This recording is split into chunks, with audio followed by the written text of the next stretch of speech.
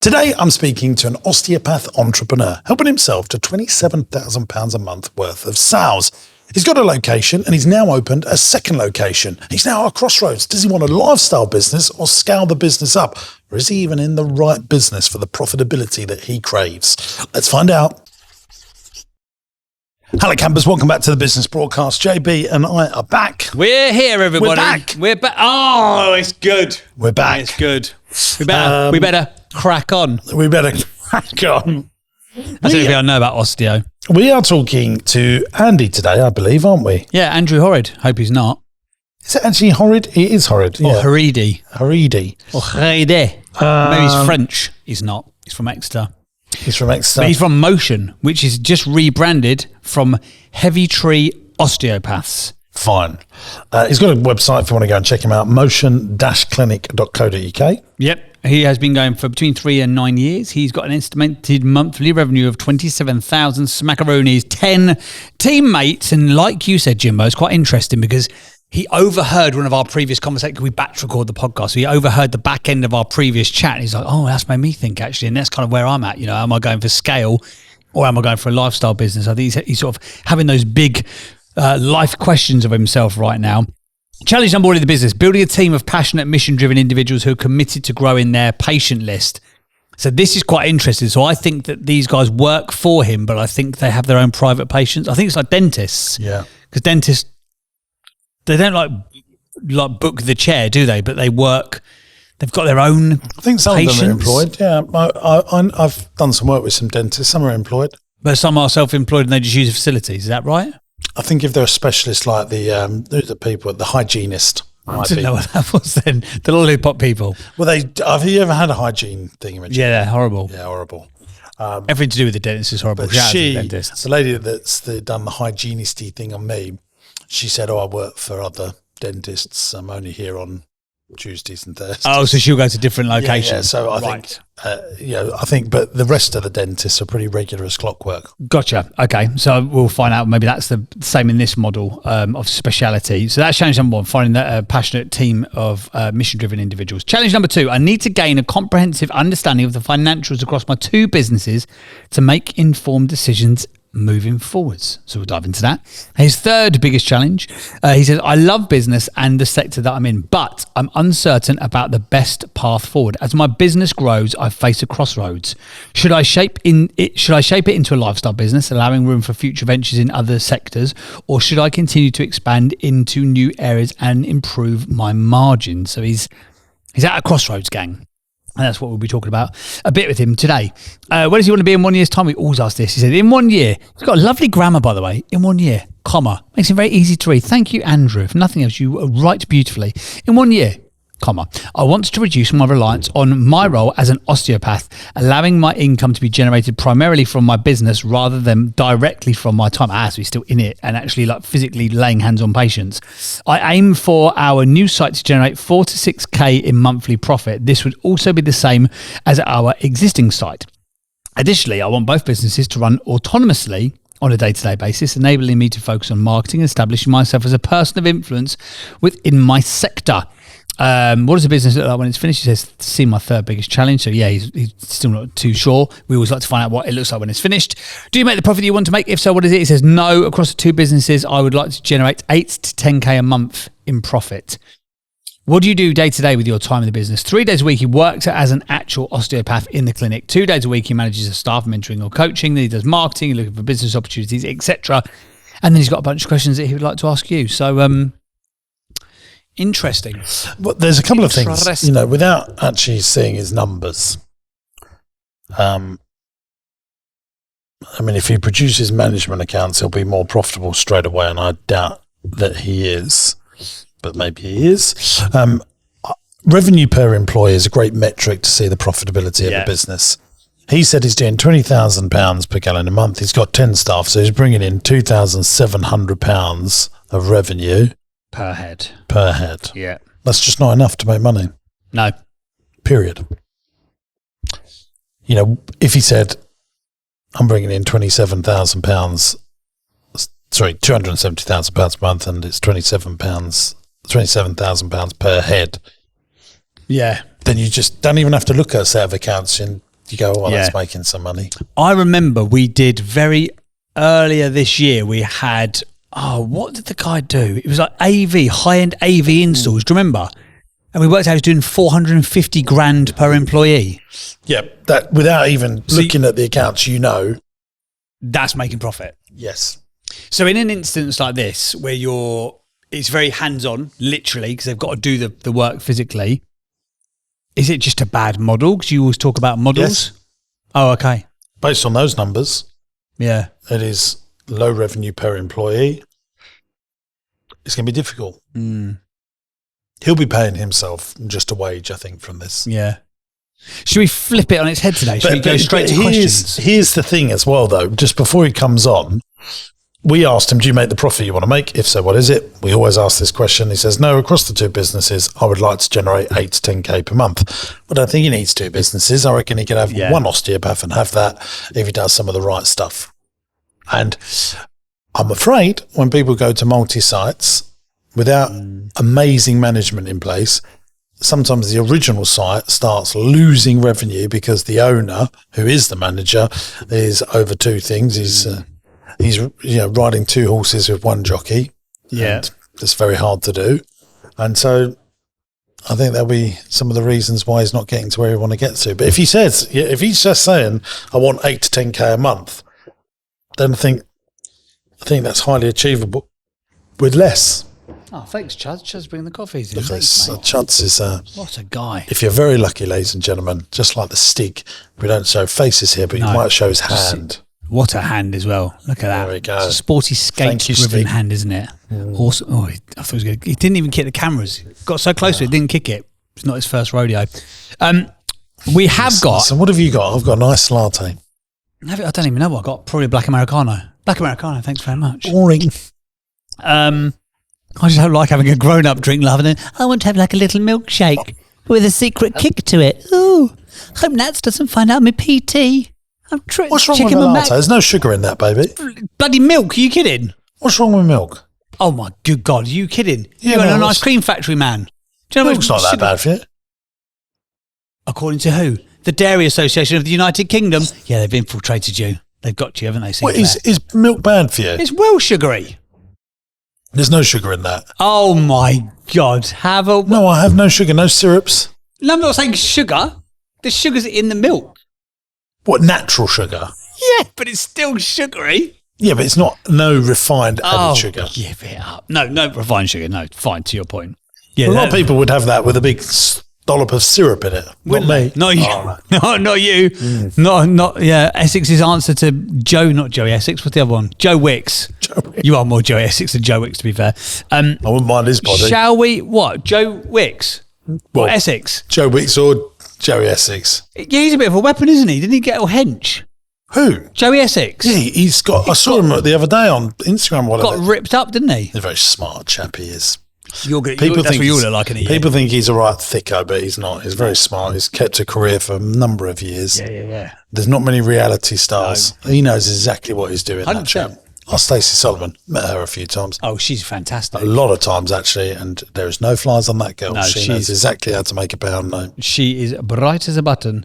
Should we flip it on its head and do questions straight away today? I think we should. Do you? Are you still? Have you got a quote or anything? Yeah. I've got a quote. How about I did a quote last time? You give us a fact. Go on, let's give us a fact because it's James's favourite part of the show. Interesting quote or fact. Here we go. Interesting quote or fact. Don't use your own stuff. I'll think of a good interesting quote or fact of the week. It's time for interesting quote or fact of the week. Interesting fact. Do you know on commercial property there is I said interesting fact of the week. No. Don't know why I turned to Roland Rattlin. On commercial property, there is no stamp duty on the first £150,000. Get out of town. There is not. You've got to be kidding me. And also, did you know there's more? There's more on commercial property. If you buy a commercial property for your trading business, there's a good chance that you can get this thing called capital allowances back. You can't. You can, which I'm doing a capital allowances claim right now. Don't try and make this interesting. You are absolutely clutching at straws here, Sinclair. Not. We're buying a £4 million property and we should get £800,000 worth of capital allowances back. Okay, that's quite interesting. Yeah, it is, isn't it? Yeah. Yeah. That's right. I knew you'd go there, though. You'd start chucking big numbers about it. If it didn't go your way, 4 million. So Do that. 4 million. I feel like that pole vaulter. 4 million. the Olympics will be If you over. know, No one will know. This is going to be, I think this comes out in November. The Winter Olympics I'm talking about. Right. Yeah. You better explain what you just done there. No, it's fine. No. It's fine. Those who are watching on YouTube, if you're only listening, then you've missed out on the in-joke. YouTube, you're welcome. So, yeah, that was, I think, an interesting fact. There's stamp duty savings on commercial property for 0 up to 150,000. Then it's much lower than residential rates of stamp duty, and not a lot of people know that. And then, in addition, if you're buying commercial property, make sure you talk to your accountant about capital allowances, because it can save you hundreds of thousands and offset against future corporation tax bills. We don't give tax advice here. That's just my opinion. Check with your own accountant. And I think that's a very interesting fact. I do think that's interesting. Have that in your cheese sandwich. You sent me that the other day when you told me about the deal that you just won for the ice cream. You're like, put that in your cheese sandwich. Like, you even say that too. They're not going to find that out. Okay, fine. No, I have that. Actually, it goes back to one of the points we were talking to Andrew about in the pre-chat chat. So he's got himself a second location at that sort of revenue where it's 2.7k per month per employee. Would you be looking at a second location? What's my interesting fact or quote of the week? I'm circling back. I'm trying to shoehorn back. Have you played the jingle? I played the jingle. You were too busy trying to think. Fine. Yeah. So would you have even been looking at a second location if you're doing that per head? Not if he did, because what he said in his own words, not ours, his own words, I want £8,000 to £10,000 per cannon a month. I wouldn't have bothered opening a second shop because I think you could lose more money. Interesting. Okay. Do you want an interesting fact or a quote? Well, I want a quote really because I've done the fact. Yeah. So I'm not sure this is a quote, but it's a methodology. I thought this was quite interesting. I've written it down as a quote, but I need to give some context to it. Figure out the habits that have got you the results you don't want. Oh, let's break that down. Yeah. So I was reading this some music as we break that down. Yeah, definitely. Here you go. Let's have a... Like that Inspector Clouseau music you was playing a few episodes ago. Yeah. So So this is what happens, right? Yeah.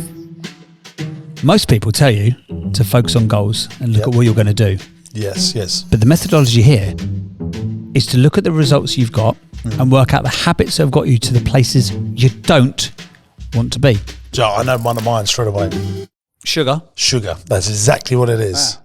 That's why I have sugar-free lattes. Oh, shut up, man. Right. But I thought this was really interesting. No, sugar has... No, I'm being deadly serious.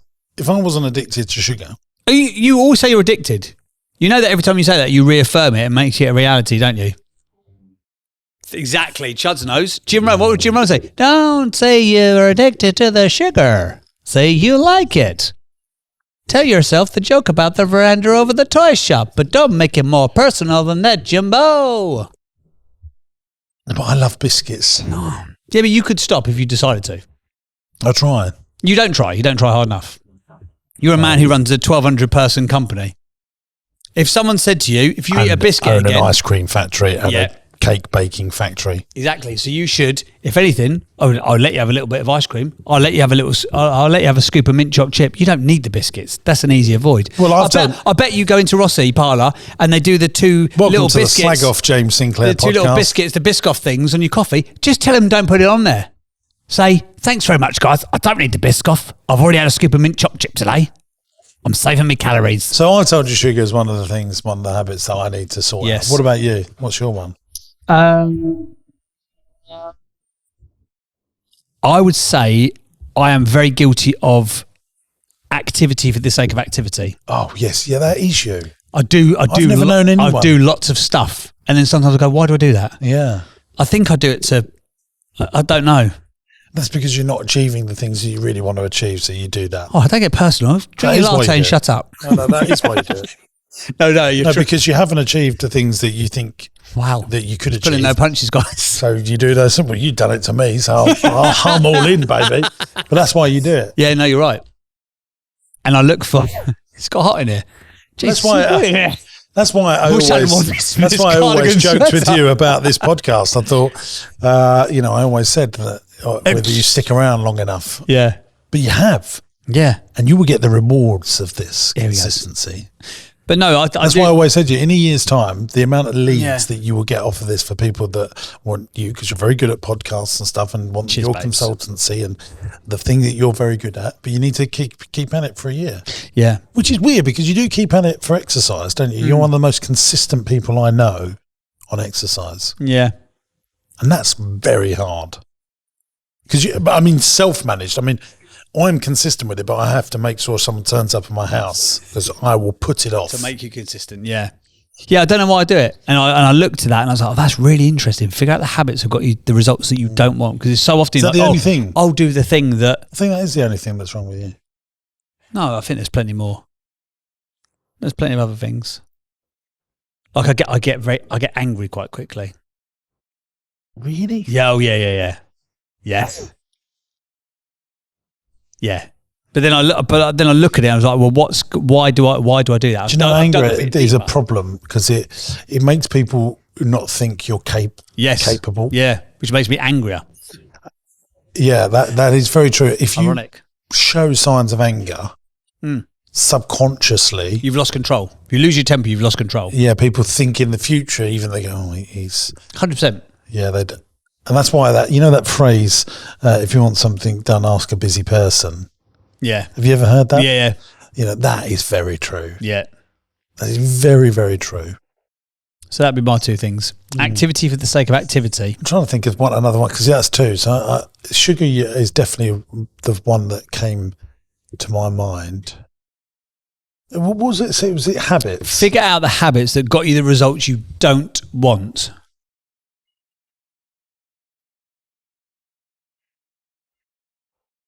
It's good though, isn't it? It's a nice way to reframe. Chubbs, what did you think? Did you have one for yourself when he said that? Because Chuds is just a straight up legend, isn't I he? love that. That's one of the best things you've ever said. It's good, isn't it? Yeah, I'm going to I read that and I was like, that is so powerful. I literally put it in my notes in my phone. I was like, I've got to read that every day. Because I've got lots of stuff in business that I'm like, oh, actually, like even like the team dynamic that I've got. I don't like the team dynamic I think necessarily. another one for me would have been not exercising for so many years. Because I think if I'd have done that from the age of 16, Yeah. if you were PT'd or you do 4 or 5 good exercise hours from the age of 16, what an investment into yourself. Yeah. Boy, actually, when you started at any age, what an investment in yourself. See, it really does make a difference, doesn't it? Yeah. But the thing is that when you are busy, it's the easiest thing to drop. I'm too busy for that. But actually, it makes you better in every area. It's not just physically, it makes you think better. I saw a post a minute ago about what happens when you've walked or you've done some form of exercise. What does it say? The amygdala at the back of your brain, when they do a CT scan. What's it called? The amygdala. Are you just making these things No, up? it's a thing. It's like Spell it. It's I am amygdala. You spell it how you spell it phonetically so you can say it back to In the yourself. comments, guys, how do you spell amygdala? Amygdala. I can't even think of it now. But yeah, they showed in a scan how much more active that section of the brain is. So after you've done that PT, you're like, oh, it's my favourite. You all say this. It's another thing, disempowering. Your favourite 5 minutes of the week is the minute that you finish your workout. Oh, yeah, that's but actually, your brain is wired. You are thinking better than you've ever thought in those. What do you do after you exercise for an hour? Do you do an hour? Or do you do half hour? No, about an hour. 45 minutes to 60. So once you've done your 60 minutes, what's the next thing you do? Eat. Do you? I tried to Without eat. a shadow of a doubt, I go and have a lay down. Do you? Yeah. Really? Yeah. No, Only for 10 minutes, catch up on my phone, then I go in the shower. No, I I try love and that lay down. I just think, I was about to swear then. This is so great. But again, if that makes you want to do it, then that's a good thing. I find like not moving though is a problem because then you just stiffen up. Stretch. You have to, as you get a bit older. I've got a few more years on you.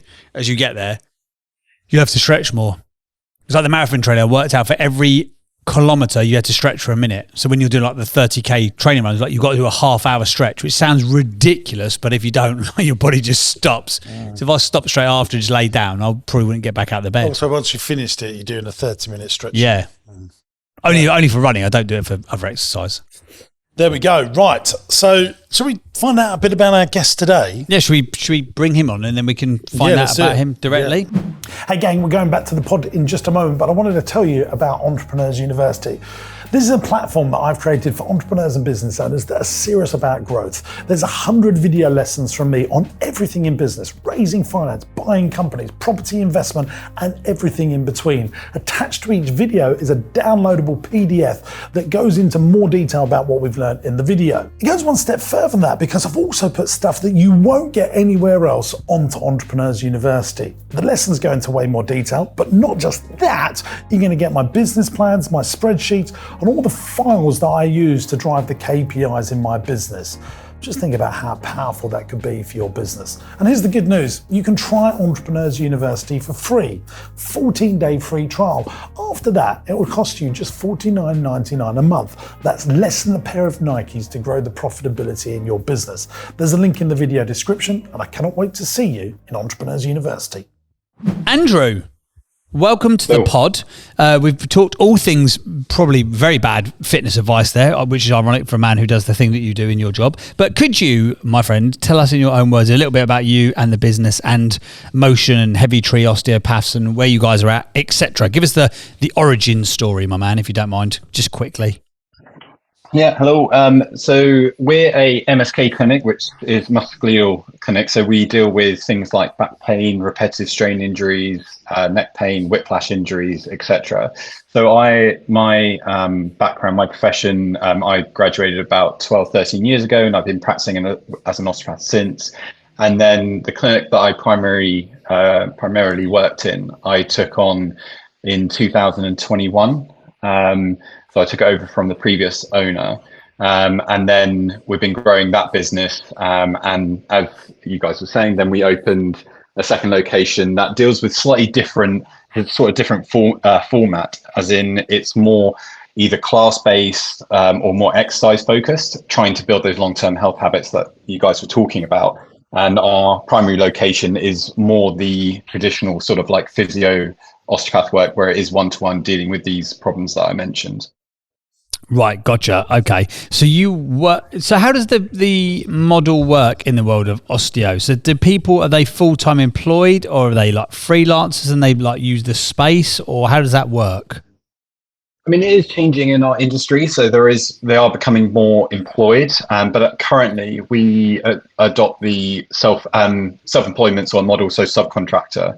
So when, I sort of said that there were 10 people that we have, they're not all full time. So really, if you look at our main location, it's 3 rooms.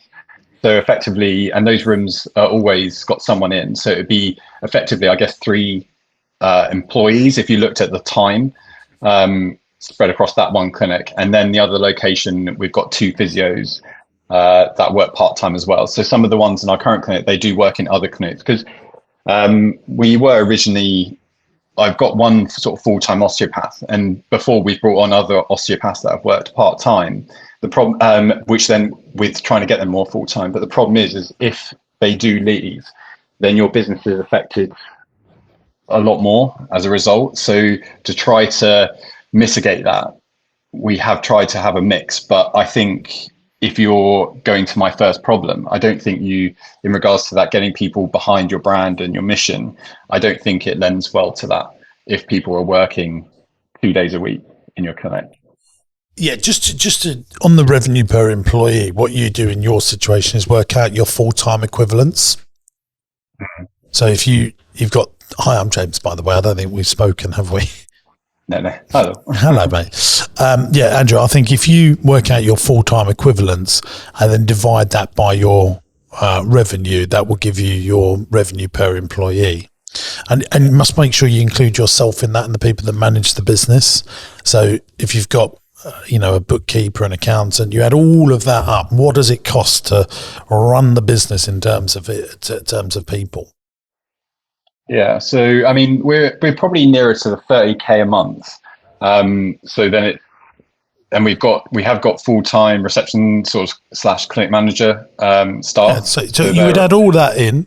I mean, you can do. I think it's a good exercise for you. Good habits. So when you come off it, if it works out that it's 6 full-time employees or 5 full-time employees. So say it's 5 and you're bringing in 6,000 revenue roughly per employee. And then, okay, we've got their wages, then we've got rent, we've got business rates and electric. And so a really good business will bring in 100,000 per employee. Do you see what I mean? It's a good, like when I talk about this with property, you know, I look at property before I really work out the numbers. I think, oh, can I get 10% rent on total capital deployed? So if I buy a property for £1 million, can I get 100 grand of rent? Now, if I can get that in my head, like that's my back of fag packet working out, you know, numbers, I will then go into it a bit further. If I don't feel I can get that, there's no point in me looking at it.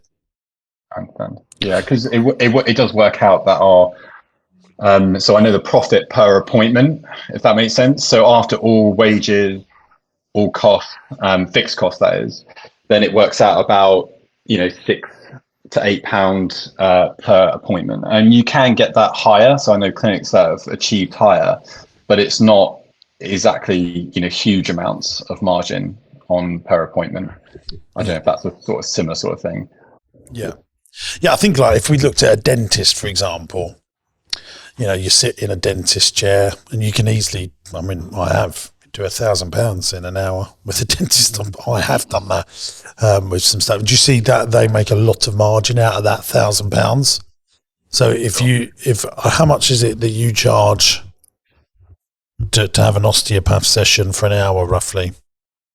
Well, we normally do it by half an hour, so it's just double. So it's £53 for half an hour. So it'd be 106 for an hour. Yeah. So that's what I'm trying to get at. You see, compared to a dentist, to you know, they would try and their chairs would be worth much more than £106 an hour, but they've had a lot more training. They've probably got a lot more equipment, a lot more insurance, and yada yada yada. But that is what, you know, for listeners and for yourself, if you can think about revenue per employee and try and get that as high as possible, you just become more profitable. Does that make sense? It's a philosophy, a methodology, if you like. 100%. Yeah. And I can see how that'd be really, really useful. Yeah. And once you get these little things in your head, you just become such a more effective entrepreneur. Now for you as well, and we'll go on to your questions, but I think we should start here. You know, but the previous guest that we had on a few shows ago, you know, I said to him, what do you want to build? Do you want a big monstrous business or do you want a lifestyle business? What's your personal bank account number? What money do you want to hit your personal bank account to have the most amazing life? And do you know what that number is? It's the numbers that I have described, but I've gone through since applying to go on this podcast, I was just saying to JB that it's made me think a lot more about actually what do I want, because I know that looking at the business models in our industry and the things that you've just talked about, that I feel like this type of business model doesn't lend to something you can scale very well, and that actually then realistically, I know what you're saying about what do I want, but it's what does the industry allow, you know, for. So Absolutely. if we've got this, you know, if I've got this business, that then realistically it's always going to be probably a lifestyle business that I could pay a good wage out of, but it's not something. I know there are other models of people who have franchised it and things like that, but I don't know if it's something that necessarily that I'm particularly interested in. So I think I'm coming to the realization that actually just building it as an efficient, as profitable business as it can be, considering the model that we have, and then just later on then thinking, okay, do I want to go into another industry? Because I do really enjoy the business aspect. I know I've not done it for long, but it's something that I'm really enjoying going back and learning, trying to understand how businesses work, how to build a profitable business, and then looking at okay, what else do I want to do once I can step away from this business if I can, or just get to a point and sell it and then just move on to something different. Yeah, well, I think what you've just said there is bloody fantastic, and not a lot of people can articulate what you've just said there. So if listening to this podcast has made you ask those questions of yourself, then I think that sets you up in a great position. And do you know what? These are difficult businesses, I think, these businesses. And if you can make a difficult business profitable, what a skill set you've harnessed. And I really had that with indoor play centres, by the way. You know, it's like low average order value, fickle customers. Once they've got it's difficult, but actually if you can make them profitable and you know how to make a difficult sector profitable, when you do your next rodeo or your next thing, you are armed with so much experience, because you will only look for things with high revenue per employee. You will only look for things where there are sticky customers. But also these businesses can be great ways of moving people up into a higher order value. So I think that, let me try and give an example of that. You know, you go to a hotel and they say, oh, will you be dining with us tonight? And then you've got the restaurant order. If you go to the dentist, they say, oh, do you want to book in with the hygienist, or do you want some bleaching or whatever? And they can sell you these next things for more and more money. That if you find that's a way of tweaking the model for optimum profitability. Yeah, and I think I've really gone down the opposite road with the new premises, and I totally and I'm in a way you could almost be a bit scared, because you put a lot of money up front for that and come to the realization probably it was too soon. And I sort of knew that at the time. It's just that the location and the opportunity, I just couldn't help myself. So I just thought it would go for it and figure the rest out. But it is we are like upselling effectively, because people come in with us for pain. And then we say, okay, well, you come into the end, you know, you're getting sorted, your pain's come down. By the way, we have these other services that you could do to maintain what you've got, whether we're doing like things like osteoporosis prevention programs. These are basically like programs for the older population to start lifting, and they could be in their 60s, 70s and start doing that. And then that's more of a recurring revenue, because it's something that they'll always have to do. But I would say that obviously the ticket value is less, but it is recurring revenue, which a lot of ours, even though we do have a lot of returning patients, which is probably about 70% of our patient list, people just like having treatments regularly. But actually it's as long as you value. can make, that's the point. As long as you can make money for them, like you go for an eye test, 40 quid, 25 quid, whatever it is. Right, do you want the £400, £300 pair of glasses? So that, you know, they're not making money from eye tests. They're making money from selling the £300-400 pair of glasses and on repeat going forward. And that's what you've got to find. Now, I don't know what that is on a simple little podcast that we're only going to have 45 minutes together. But if you can find those things, I was thinking about, beauticianists. There's a business in Essex that have just gone like gangbusters, and they do the standard beauty stuff, but at the back of it, they've got skincare, they've got warp removal, they've got laser stuff. You know, they've removed the things like skin blemishes, and they're like making. And do you know what they've now put in there?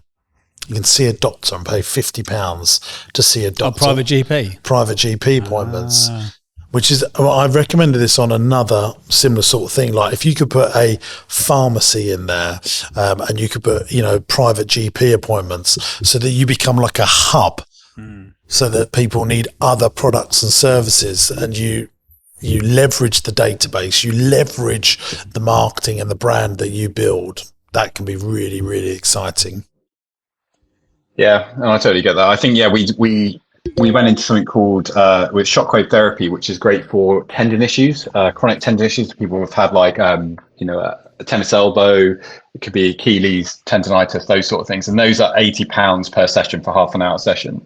And that's been really great for us, and it's another thing, like you said, we can offer and say, oh, by the way, we can take care of that. But we just, I totally agree. We need more of that higher price ticket. And I have known clinics that have done private GPs. I don't know how it's gone, but the way that, I love the NHS. I think it's great. But NHS is struggling, and we hear so much from our patients that, they can't see their GP for ages. It's frustrating. Listen, they just want, mate, like private GP appointments are going to become the norm, I'm sure, in the next 10 years. It's how it works around the rest of the world. I had a blood test the other day, and I asked the lady I said, how many of these, she said she rents 80 a day sometimes. I couldn't believe it. I said, when everyone turns up, she went, it's horrific the amount of people that don't turn up. I said, that is just disgusting, isn't it? That's because it's free. People take the mick. People take the mick out of it because it's free. And so, if people can't afford it, but I think they should pay for just, even if it was £5, then people would turn up more. And it's amazing to hear the sort of DNA rates of NHS, which I think is around about 10-15%. I may be a little bit off on that, but ours is under 1%. Because they're paying. It's crazy. What a clip! Yeah, I mean that's it. People abusing the system, and it's got to change. Well, they should be fined if they don't turn up. I think that would help as well. And they set out the text. Have you ever had one of them? Yeah. Which is like, if you miss an appointment, it costs us, like 117 quid. You ever had that? No, I haven't seen that, but that's good. Yeah. That's good. But I still think they don't care because it doesn't cost them 117 quid. If you don't turn up, then you pay 117 pounds. Yeah, that would be good, wouldn't it? That would change the game. But anyway, that's not what we're here for. But the point that I'm making, even that doctor's appointment, it's £50 to see a doctor's appointment, and they do 4 an hour, I reckon. So that's £200, yeah, in an hour. No equipment. No, sit down, have a desk. And do you see where they're getting their order value up per hour? And this is why, we've had a lot of pharmacists and opticianists on the show over the years, and I've told them all, I said, you've got to build these community hubs. Like maybe you need it, you've got then you do a hearing aid centre. You buy and you create these community hubs where you can share the database so that people trust you because of what you've done there. And you go, by the way, we do hearing aid techs, or we'll do vision checks, or we've got a doctor's here. If you ever need an appointment, it's just £50. Well, you can even set up if we pay you £250 a month for their pain stuff, that includes unlimited GP appointments. I don't know, so that makes them really sticky to make sure they can come and see you. Yeah, makes complete sense. What a great idea that is. Yeah. And that is a subscription business that would work, wouldn't it? If you could say as a family, right, you got how many in your family? There's 4. You want a GP appointment whenever you like, £60 a month. I mean, how many people would sign? I mean, I've got a guy that I can FaceTime. He's a doctor. That's like sound all right dodgy there. But he's a doctor that does FaceTime appointments. It's £50. You just send him the £50 and then you have a FaceTime appointment with him. Yeah. That's a time saver there, isn't it, baby? 100%. No, I know lots of business owners that pay that. Have you seen, Andy, the Until model that has been rolled out? So Stephen Bartlett, who's one of the dragons on Dragon's Den, which is like Shark Tank for our listeners abroad, and he's invested, or his fund has invested in a brand called Until, and they've done exactly what you're talking about. It's like a sort of a community hub centre, but in very, very, very central London, very expensive, I imagine, but they've got treatment rooms, coaching rooms, so it's got like small PT class, well, probably single person PT sessions, co-working, nice little coffee shop, lovely changing rooms and all that kind of stuff. But they've also got physios, doctors, medical professionals. Have you looked at that as a including model? the doctors as well? Yes, there's medical consultation rooms. Yeah, that's great. Well, I mean, I have looked at that business because they have their sort of unique selling point for that business is that it's flexible. So as far as I'm aware, obviously I don't know the business model, but I assume that they get like commercial units, they kit it all out, and effectively they're collecting like a rent, I think, off all that stuff instead of being more of like an integrated. They're creating a great environment, atmosphere, and then people just use the space, as opposed to where they're taking on stuff. I might be completely wrong on that.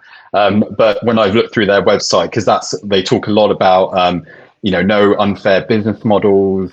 So like they pay like zero commission.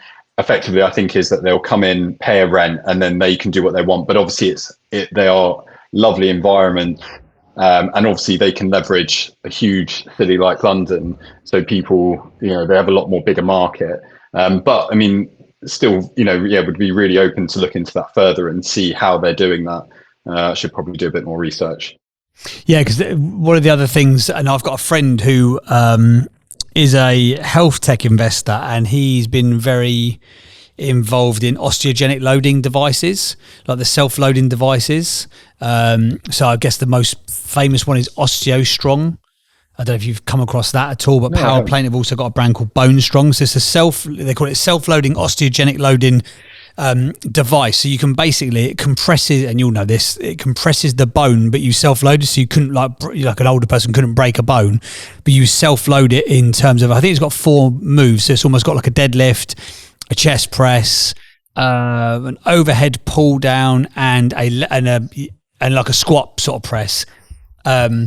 And he's installing those. I think they're like 25 grand or something for the machine, but he's installing those into centers like osteo clinics as a different revenue model. Have you looked at anything like that, like a piece of equipment that would sort of drive its own traffic as such? Because again, I think even the NHS are sort of putting those sessions underneath their banner, but they actually obviously can't provide that as a service. Have you looked at anything like that, like equipment that could be a service that you could quite easily roll out to your existing audience? Yeah, I mean those movements are based on a large scale study that was done in Australia called the Lift More program, and they looked at doing those types of movements for increasing bone density. And I can see how if you had a machine, obviously generally people need less supervision, because our osteoporosis program needs a physio that watches. We have classes up to 6, because they do need more one-to-one sort of supervision. And I can see that would take out some of the risk. The only thing is that you wouldn't get the benefits of doing sort of movements, more we call like functional movements, where if you could do a squat without being sort of guided and balanced, then it doesn't really relate into day-to-day activities. Because obviously if you're having to bend down and get something off the floor and you're older, then being able to do a squat that isn't fixed in movement is going to be more of a benefit to you. But I can see that then you could scale that a lot better. And if its main goal is to increase bone density, then it's mission accomplished. So it's fine. It's just that maybe it's not as beneficial as doing it just without. But once again, I can see that you could scale that, because you could probably have more people doing that. And you could argue maybe in the short term, it has less chance of injury because it is a little bit more fixed. But biodensity, so it said, yeah, 100%, I'll have a look into that. We've got your details, so I'll connect you with him offline via LinkedIn or something. You guys can connect to each other potentially. But I just think stuff like that, because I'm sure with the machines, I think it's a 10-minute session, because obviously it's very, very short bursts of effort, if that makes sense, and they go for sort of depends on your location, between 40 and 60 pounds per session, but you could probably realistically run 4 sessions in an hour.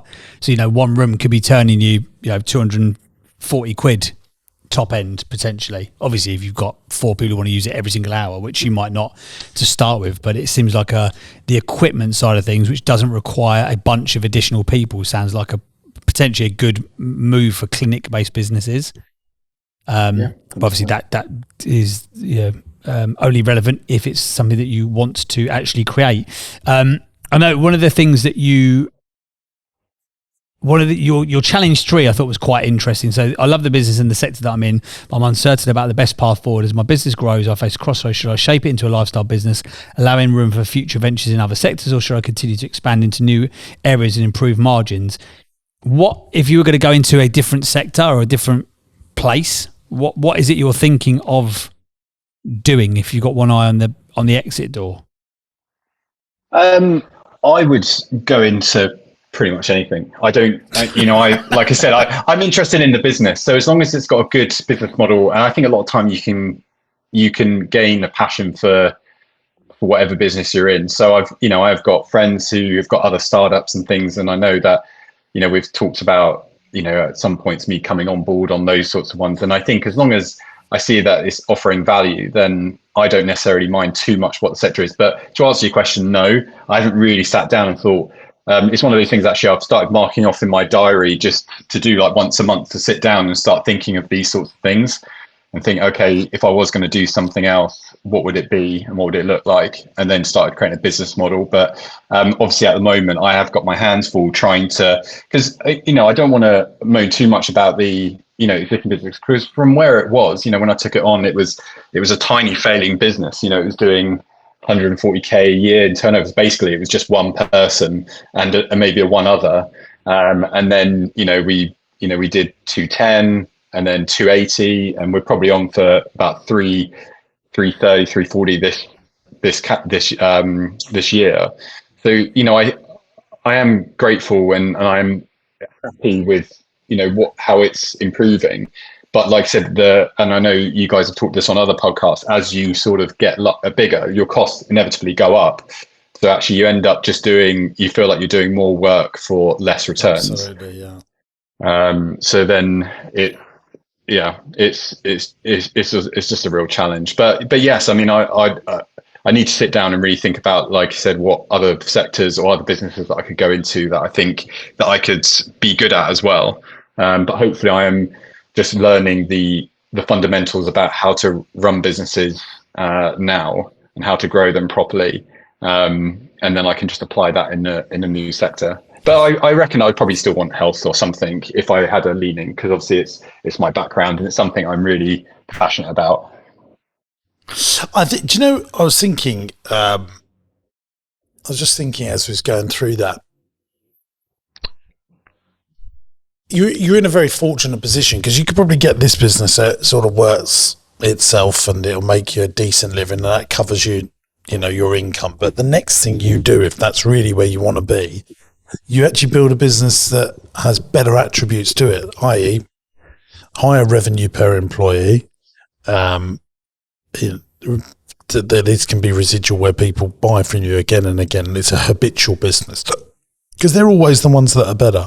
Businesses that are habitual, like Netflix, like Disney Plus, like insurance, like mortgages, like DPD. I'm just on why I said that, but they are, where they're Amazon, where people have got habits. They buy from you 4 times in quick succession. They just want more.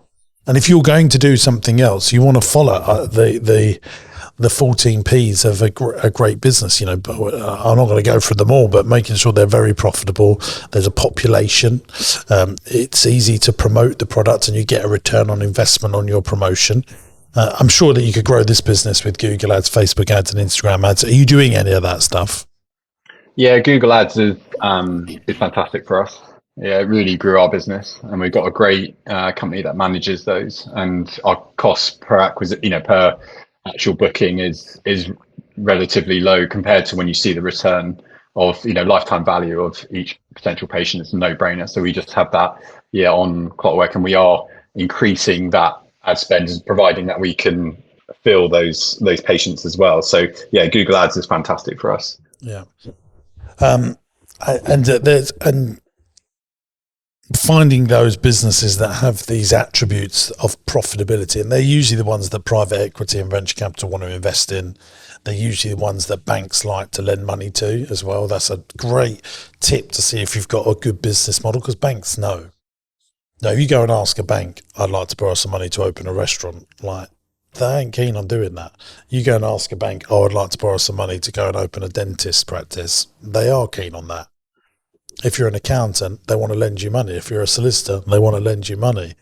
And so you want to find these pockets, because what you've got here is something that I think will pay you a living. Yes.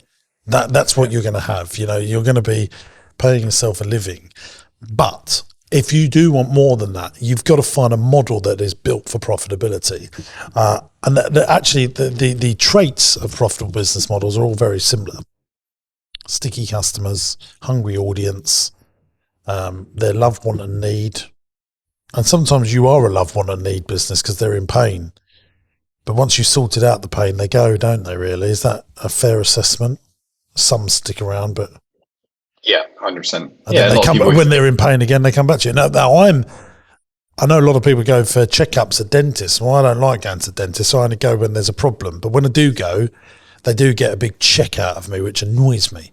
And I have bought other services from them. I have paid for hygienist stuff, and it's a visual thing. Do you know, actually, visual stuff works very well in recessions. Makeup sales go up, beauty products go up, confectionery goes up in a recession. People are looking for little cheap hits to make themselves feel good. Yeah.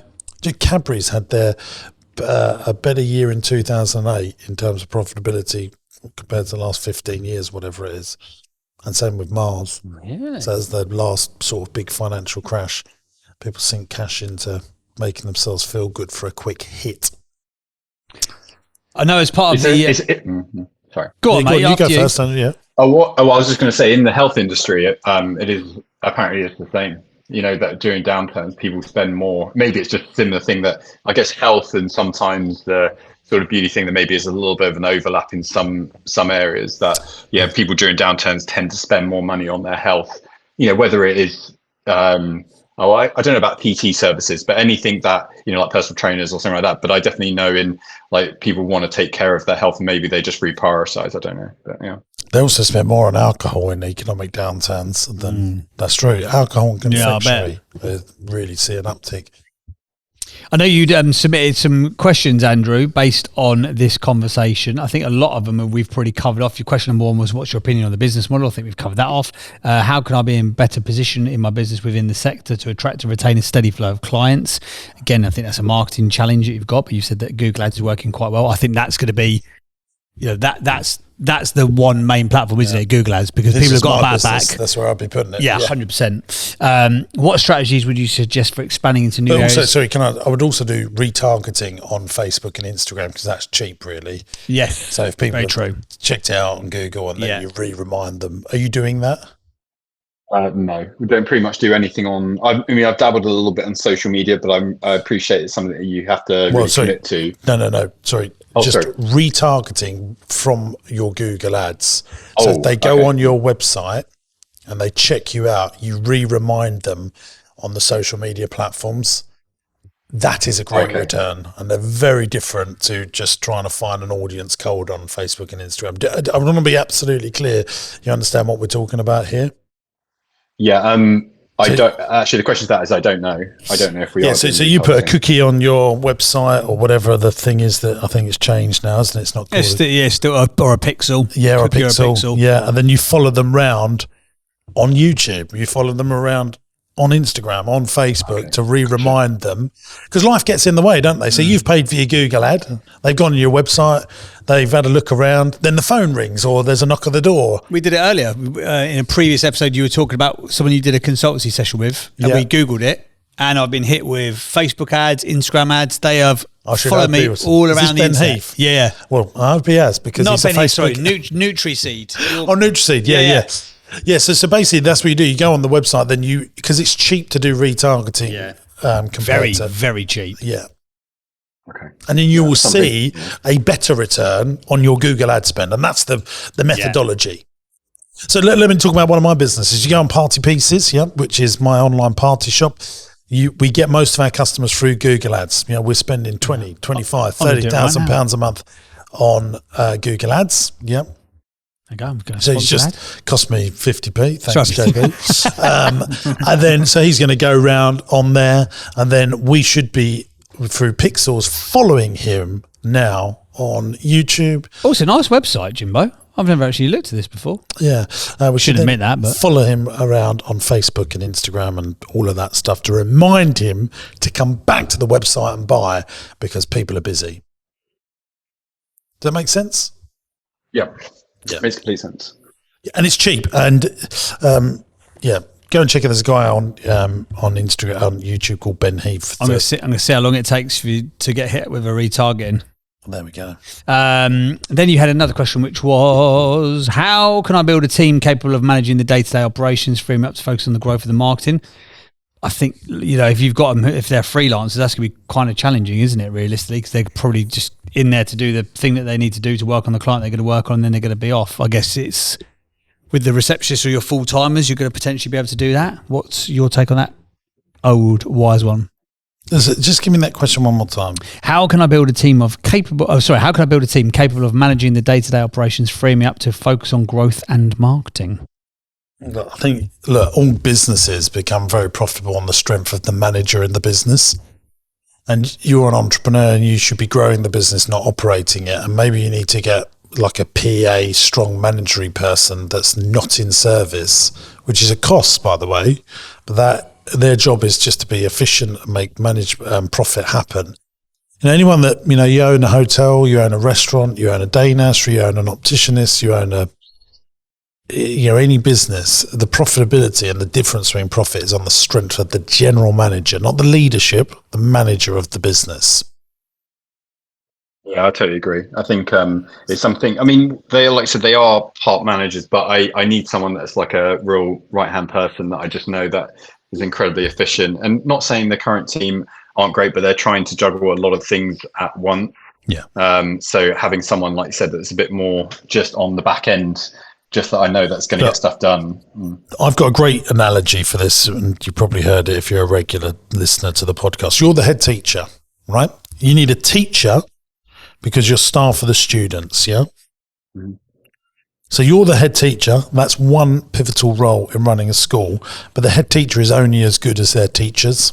The results come from the teachers, but the head teacher drives the school forward, drives the vision, drives the KPIs, says this is what we're going to achieve, and the teachers say, well, this is how we're going to do it. So you staff your students, the manager is the teacher, and you're the head teacher. And once you get that sort of in your head, right, I'm trying to be head teacher and teacher. Well, that leads to burnout. I can't do both. Yeah, that makes sense. Any organisation, like you look at the army, the sergeants have a different role to the generals.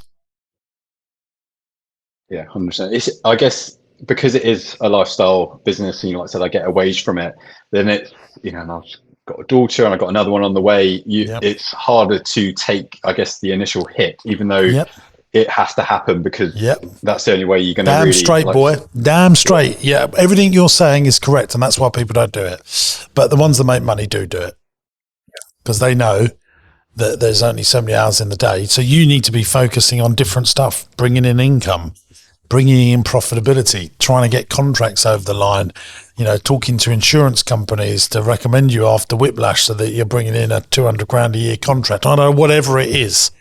But that's the stuff high-level entrepreneurs are doing. They are not running day-to-day. So if you are running day-to-day, you do not have the capacity to go in and bring in the next £1 million contract. But then we come back to the original point at the top of the podcast. If that's not what you want and you just want to have a lifestyle business, that's okay. And until you didn't make a decision on what that is, it depends on what road you take. You're at a crossroads, aren't you? You can go left or right, and you have to decide which direction you want to go in. Yeah, fantastic. Yeah, it's really useful. And your final question was marketing tactics that are most effective for reaching and retaining new clients in service-orientated businesses like mine. I think we talked about that with Google and retargeting. Absolutely. And also the power of sending text messages and emails to people that have already done business with you. And it is a colossal failure. I heard a fact the other day, 67% of businesses still don't send emails to their customers. Really? And I think I can see it's very difficult for someone like us to believe that because we absolutely understand, well, that's just stupid. I chatted to someone the other day and they sell very niche documentation. So they sell files and dashboards and stuff, right? I was chatting to this guy and because someone else had talked, they wanted to implement it into their business. So let me do some digging. They've sort of JV'd with them because this guy produces the documents. The other guy's going to sort of resell them. He was telling me how he does his selling. I was like, it can't be that easy. It just can't be. So I had a call with this guy. He's been doing it for 8 years. He's got a database of 266,000 professionals in a niche and in a sector. And I said, can you just walk me through the process? I said, because such and such has told me it works in one way. I can't believe that it does. Can you just walk me through your model? He went, yeah, of course I can. So I put a post on LinkedIn saying there's a free dashboard. I go, right, yep. He said, then they comment with their email address. I go, okay, cool. First of all, I'm thinking, why are you not sending to a landing page where you could repixel and target them and all that stuff? But he's not. So then he has a VA who downloads, I couldn't believe this, who gets every email address manually, puts it into an Excel spreadsheet, and then manually, one at a time, via Gmail, sends out the, hey, thanks for requesting the dashboard. If you want anything more, by the way, you can check out my website. 266,000 people on this database over 8 years. How many times do you think this person has re-email marketed to that database? Well, he hasn't, has he? Not a once. Not a once. 250,000 people. And he's already doing 150, 200 grand a year in sales. I'm like, and you've never retargeted. He said, I haven't got the time. Wow. I mean, I haven't got the time. What about software? I haven't got time to implement it. I was looking for a good time to marketing do all that agency. manual one at a time. I couldn't believe it. But common sense saying that. But anyway, but what JB's saying there is following up and just sending people an email that have already done business. You are doing that though, are you? Yes, but I think we could definitely make it a lot better. Having our reactivation sort of campaigns, in place, and also don't just ask them for money all the time. Send them value. These 5 back exercises or whatever you can do at home. Yeah, amazing. Hope everything's going well. Hope the treatment's doing. Do a lot of that because it will keep people, you in mind. I mean, do you get my letter that I send every Monday? Have you signed up for that? Yeah, I've just signed up for it. Yeah. I've done a lot of those, and they are designed with pure value. I mean, sometimes we say at the end, I'm doing an event next month, but never a hard sell. The idea is for relationship building, which is... Yeah, you could give loads of value as well. Just looking at the conditions that you treat, even if you did like one post about them every fortnight or something, sent that out, that's 3 or 4 months worth of content. You can have each of your team could do a post. Do it in a little thing like Active Campaign or one of them so you can see the open rates and, see who's, all of that little stuff. So little CRM, loads of CRMs for free now or practically free that you can just sort of tap into. People try and complicate these things with like all these little automations and funnels. My team do it like all these diagrams. If someone don't open on a Monday, they go to this, and if they don't like this offer, they go to this. I'm like, let's just send some bloody emails. Can we just keep it simple? I know that we're looking for these 1% efficiencies and improvements. This is my team in my business. Yeah. But I don't care if you want to do all that stuff, but can we please make sure... Do the basics first. Yeah, like for me, I would get much more excited if you told me you send a text message out with an offer, and I would much rather you focus on making sure the headline and the call to action and what the offer is good to make people take action. I've got a little story that I want to tell you after when we do the rating, by the way. Okay. A little marketing story. You'll love this when it comes out, but I'm afraid you're going to have to wait for it to come out, Andrew. Okay. There you go. If somebody is suffering with a bad back, or maybe they've got sciatica, maybe they've got a neck pain or some whiplash and they're in the extra area, then maybe they've got tennis elbow and they can't live their best life. Where can they go for more information? So motion-clinic.co.uk. Motion-clinic.co.uk. Awesome stuff. Thank you very much, Andrew, for being on the podcast. We wish you well, my friend. Yeah, thank you so much. I really appreciate that. It was really, really useful. Thank you. Absolute pleasure. Thank you for being on the pod, mate. Cheers, mate. Take care, sir. Bye-bye. Thanks, mate. All right, all the best. There you go. It's Andrew all the way from sunny Exeter with It's nice in Exeter. I like Exeter. My aunt lives down there. Very Does lovely. My sister lives in Plymouth, so I've been down there a few times around that part of the world. Nice. Devon is so beautiful. It is, isn't Cornwall, I've never been to. I've seen pictures of it. I think it's unreal. Chance off there next week. Is he? Again? I thought you were going somewhere in Italy. You're going there as well? Like David Attenborough, and he's always around the world. Oh, he's living his best life, this guy, isn't he? Yeah. He's been away so much for work that he has to do these things for his girlfriend to keep her. Oh, I see. Right. Should we give him a rating? Let's give him a rating, and then I've got a great little story. I've got to kick him out of the room first before we go. See you, Andrew. We're kicking you out of the room as we're recording this. Bye. Okay. He's gone. We can talk about him behind his back. Go. Okay, so we're doing the 8 traits of great entrepreneurs. There's 8 traits that we recognise make an entrepreneur simply fantastic. Number 1 is starting with the end in mind. Oh. No, I don't think he has that. No. He's not sure where he wants to be. No, he's not. But he's sure. He didn't fully admit it, but I think he wants change, doesn't he? Yes. He's dissatisfied with where he's at, but he's dissatisfied where he's at because the model doesn't deliver the profitability he really wants. This was one of the questions I had. Sorry, I know we're in a different section now, but because you were talking about like, this is a great business, it teaches you loads of stuff for your next rodeo, you'll be a better operator, blah, blah, blah. If you can make it in a difficult business, the next time you find an easy business, you're going to smash it. How far would you push into a training business before you're like, okay, cool, I've got what I need from this now, on to the next thing? So what do you mean a training business? So for example, like in this one, like we've just said there, nice guy, seems quite smart, quite switched on, but that model is quite difficult. The model that he's got is quite difficult. 2,700 or $3,000 per employee, not a great revenue per employee. So you were saying like, but he wants to go and do something else. How far down the route with that business would you go until you're like, I've learned enough here? Now I wouldn't even do it at all. But I mean, I had businesses like that in the beginning. And how long? Well, I just realized this isn't worth my time. So what did you do? Did you put a bullet in it, or do you? Some of them I stopped. Give them away for free. Really? Okay. Yeah, yeah. What about like the limo business where you've got some stuff? Oh, I sold the limo off. Sold the limo off and then... Loss. Really? I just got my time back to put it into Did you? better Okay. stuff. And loads of entrepreneurs have had this. Yeah.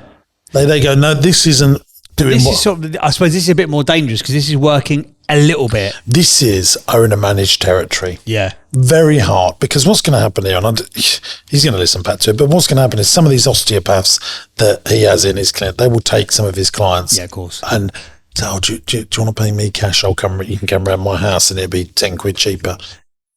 That's happening. Mm.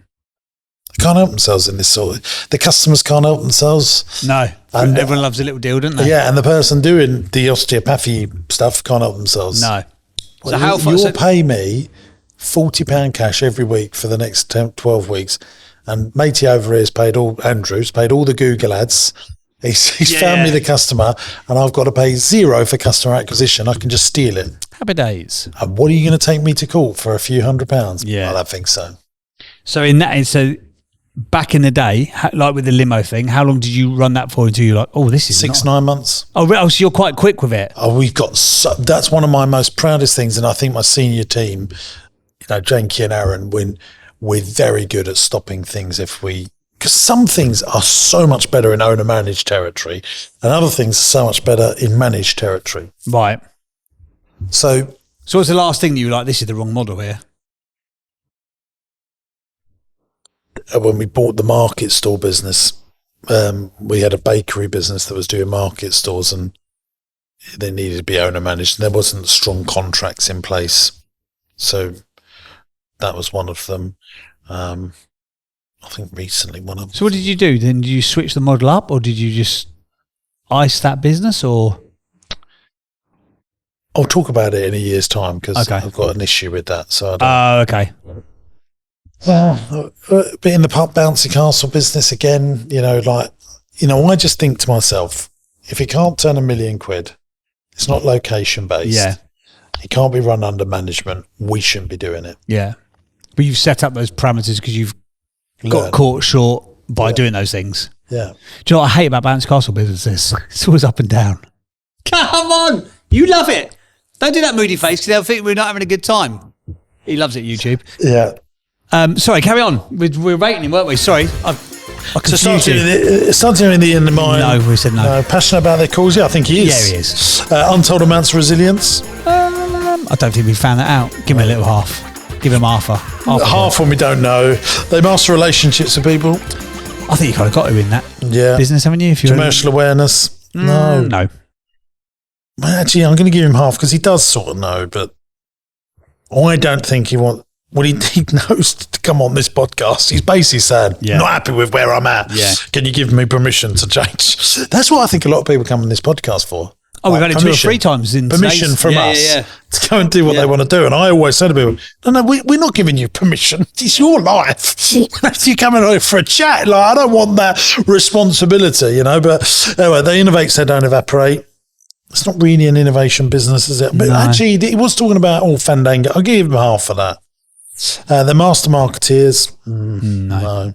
He knows the importance of it, so he could be very good at that. Stay teachable and curious, yes. Come on. He's like a 4.5. 4.5. That's not bad. Not bad. It's over halfway there. Most of our entrepreneurs, most of our guests are on that. Right, do you want to hear my little story? Oh, go on then. I'd love to hear a story. So I'm watching more of this Rory Sutherland stuff. Oh, he's great, isn't he? Yeah. And like I said in earlier podcasts, I think a lot of his stuff is theory that hasn't been put to practice, and he says that in his own words. But this is a tried and tested thing. He's talking about Dishoom, which is a big restaurant chain restaurant. Oh my God. in India. I think that's one of your favourite. Chuds loves. It's so good. The best. It is so good. I've got have you got the magic key ring? Where you get, you've not got the magic keyring. I've got the magic keyring. So every time I go in to Dishoom, I've only been once, but I don't know why they give me the keyring.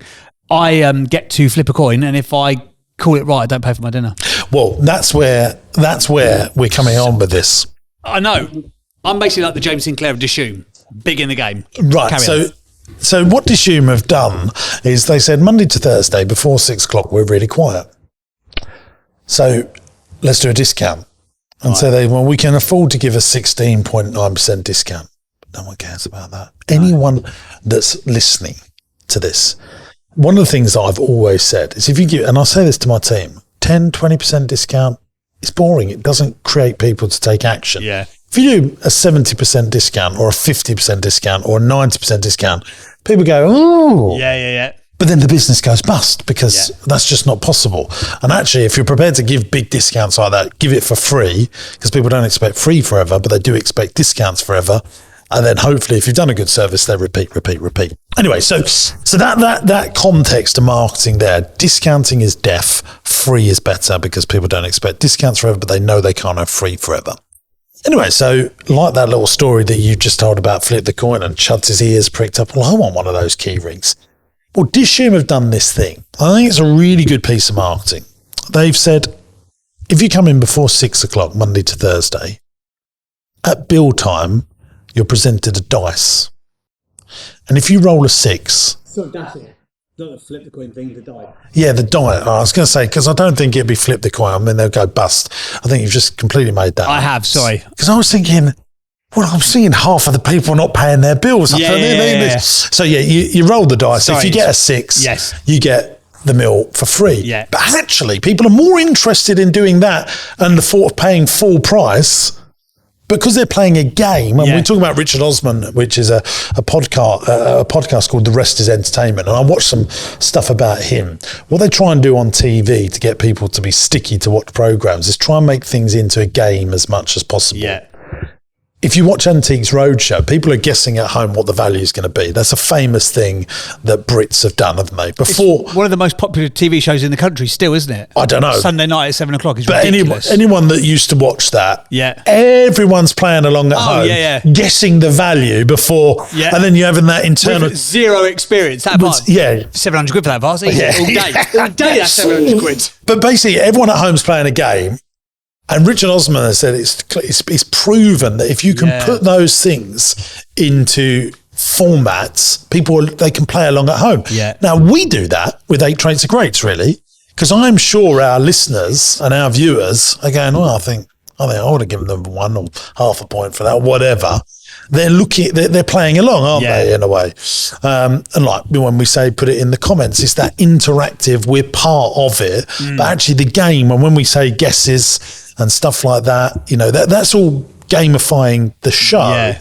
But what they've done there is they've turned it into a game, haven't they? They've turned the bill into a game. And people get excited at bill time, because I've never been there before. I went for a meeting in India. I went for in Birmingham and went for an Indian at lunchtime. I went an Indian at lunchtime. I went, oh no, it's Dishoom. It's not really an Indian, it's Dishoom. It's like a whole category. It's not an Indian. Like you wouldn't go for like just a standard Indian. So flipping fantastic. And at the end, the bill came and they're like, oh yes, bill's come in. You get to roll the dice because you're our guest. Yeah, what? What do you mean? But so I'm talking about it. So 100,000 people are going to hear this story now across YouTube and the audio platform, probably more over the years. Yeah. Because people go back and listen. Which I just find such a great idea, because people don't care about 16% discount. No. But that's what they're giving, because it's 1 in 6 chance. Yeah, of course. Yeah. So they're giving only 16% off, but people are way more interested in saying they got it for free because they rolled a 6. That is so good. And if they haven't done it and they haven't won, they still can say we played the game. I didn't win last time. I was it's so good, isn't it? And if you do, when you do win, it's just such a great idea. Did you not do a YouTube video about that? In Dishoom? Come on. No, because what I want to do now is I'm going to try and do it in one of our sites. So I'm going to, one of those things. Oh, like a wheel of fortune. Wheel of fortune. I'm going to do that. I want to do if you get it, that you won't have to pay for your ice cream in November or something, or you won't have to pay for your breakfast or your fish and chips. I think that's because we've got a problem at Rossi. One of our problems is no one really wants to buy hot food. Right. So, well, they do buy hot food, but it's nowhere near as much as the ice cream. Yeah, of course. For example, if we have an £8,000 turnover day, 6,500 comes from the ice cream, £1,500 from the food. Is that how it breaks down? Yeah. So I go there on a Saturday and Sunday and I see all of our tables empty, but a queue out the door, people buying ice cream because it's a hot day. Yeah. I'm like, we need to be selling more fish and chips. We need to be selling more breakfast. Now, breakfasts are very busy, but actually from 12 till 5, we've got a kitchen that's not really doing anything. So I need to find a really clever way without discounting to drive sales up. And I think we're going to try that, turn it into a game. So, that is good. Yeah, I think... Can you do that as a YouTube video then? Yeah, I think because that is it might fail spectacularly. But that's the thing with Rory Sutherland. You know, I watch his stuff and I think, I love these stories. I just want to see if they're actually in practice really real. But also, he's a chairman of a massive marketing group, so he could go, do you know what? We'll allocate £1 million of our clients' 200 million quid budget for this test, whereas you're going to have to go, I'm going to put my hand in my pocket here and give a load of fish and chips away potentially. It will hurt you differently in your pocket. Yeah, because there's another little story says, you know, I was working with KFC in South Africa and there's some slow says, he said, have you tried putting the prices up by an extra £2? He said, I don't know if it worked. And I think, don't say things like that then. But on the Dishumed thing, I don't know their facts and figures, but it's a fantastic story. And that's what I make sure we try and do on the podcast. I want to make sure that people go, yeah, this has been put to practice. It's not theory and the practice has actually worked. So I'm going to try. And by the time this comes out, it'll be getting towards autumny time. Well, I could do it now. I could do it now because people don't buy food from us into the volume between, like Dishumed. Yeah. They're selling loads in the evening, selling loads at weekends, but Monday to Thursday before 6 o'clock, no one's going, wow, do you fancy a curry? Yeah. You know, they're just not doing that, are they? It's a weekend evening thing to do. So I've got an ice cream parlour. Yeah. If you hear me out here, I've got an ice cream parlour that's got a big breakfast trade and it's got big ice cream trade. Big ice cream trade, but we've got a full service hot kitchen and lots of our chefs are twiddling their thumbs 3 or 4 hours a day when there's a queue out of the door for ice cream front of house. So I've got to find out a way of solving that. Could you? And I think that's what I'm going to try. And I'll let you know if it works in future. What about if you like a slight shift in the model, almost, you know, like the like creams and all them dessert places?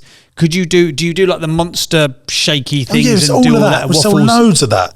Loads of that. Desserts are not a problem. It's known as an ice cream parlour. That's not a problem. Right. What I want to sell is stuff that is hot food. Yeah. You know, I want people to go in there for fish and chips and jacket potatoes. In the winter, we've got an audience that come back to us that fill that sort of void up. Gotcha. Locals, but in the tourist hotspot, they avoid us in the 6 weeks holidays, for example. Oh, do they? Because it's just too busy. Oh, really? There's all kids in there, and they like it's really weird. The familiarity of it. They like from their October, same chair. You know, all the dog walkers come out. Yeah. There's no dog walkers in August. They're like, whoa, don't go down the seafront. And actually, the seafront doesn't let dogs on in the summer. Of course they don't. So from the 1st of October, 1st of May or something, isn't it? Till the end of May or whatever, or 1st of May, you can bring your dogs, and it's like a. So I didn't even think about that happening. Yeah, it's really interesting. Really interesting. Oh, you should definitely do that on the YouTube channel. If you'd like to see that, just DM the word dog in the comments. Dog or Dishumed. You should do it. Get the CEO of Dishumed on the main channel. Yeah, that'd be good. Yeah, over in Indian. They've definitely they've roll the spice dice. Why have they not called it that? Am I not the oracle of marketing? You can keep Rory Sutherland. You've got James Burt here. It's not sold on that either. Were you finished, by the way, love? I thought our audience might find that interesting. I think they did. If you did, please just do the emoji of a curry. You can do that on the emoji board. I do the facts, and he's saying that Dishumed give you a coin and you just flip it, and there's a half chance you'll have to pay for your bill, which we've worked out is complete and utter false. Watch Dishumed, take that and run with it. You're welcome. Watch Dishumed go bust if they give half their meals away for free. If you've enjoyed this week's episode, please feel free to leave us a comment wherever you are listening. And if you're watching on YouTube, please feel free, click the thumbs up button. And by the way, do us a favour. Just share this with one other person. If you're watching this, you are an entrepreneur, you're a business person, don't spam it all across your Instagram. Just send it to one person. You're like, do you know what? You would love that episode. They talked about X, Y, Z. Just send it to one person. I used to always say that when I was on my own doing this because you told me to say that. And then since you've been around, I think we've never said that once. No, but also because the numbers have gone up so much, you don't need it anymore because... No, I think we still need it. See you on the next one. See you on the next one, gang. Bye. Thanks for watching today, gang. I hope you enjoyed the show. Now, look, we're looking for some great businesses to come on the podcast. If you've got challenges, but you're desperate to grow your business and you can't necessarily work out how to do it on your own, you'll be a perfect candidate to come here on the podcast. It's absolutely free to come on the show. Go to my website, jamessinclair.net, and there's a podcast button. Click on the podcast button, fill in the application form, and we'll do our very best to get you on the show and try and grow your business. If you're loving the podcast, make sure you subscribe to the channel by clicking here. And why not give this one a watch? I think you'll like it.